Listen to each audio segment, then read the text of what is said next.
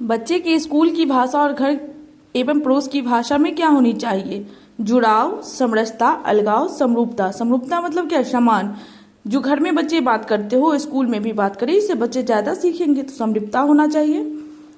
भाषा की पाठ्य पुस्तक में एक पाठ एकांकी के रूप में है। आप एकांकी में आए पात्रों के संवाद याद करवाएंगी। याद वाला उत्तर नहीं होता है। एकांकी पढ़वाने के बाद उसका मंचन, पढ़वाने के बाद मंचन भी नहीं करवाएंगे। एकांकी के संवाद लिखवाएंगे? नहीं लिखवाएंगे।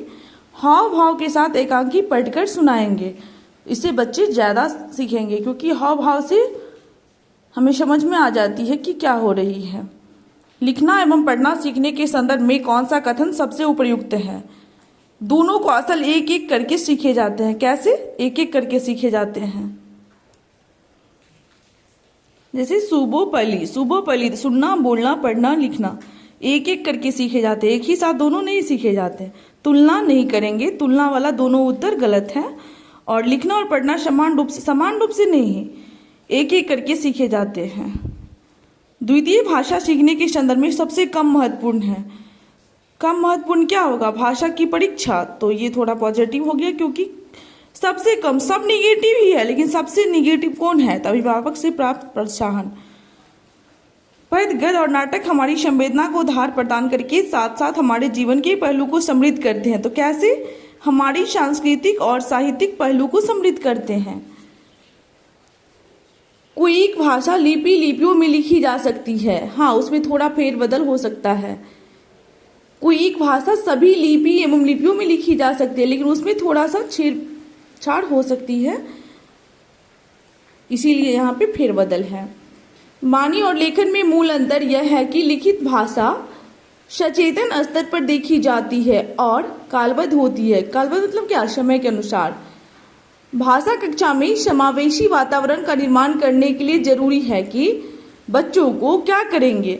विविध दृश्य श्रव्य सामग्री उपलब्ध कराई जाए। समावेशी कक्षा है, जैसे कोई बच्चा नहीं देख सकता, उसके लिए दृश्य सामग्री का जरूरत नहीं है, श्रव्य सामग्री होना चाहिए। जो बच्चा नहीं सुन सकता उसके लिए दृश्य सामग्री होना चाहिए। तो समावेशी कक्षा में क्या होना चाहिए? दृश्य श्रव्य सभी सामग्री होना चाहिए। उच्च प्राथमिक स्तर पर हिंदी भाषा शिक्षण का सर्वाधिक संबंध है।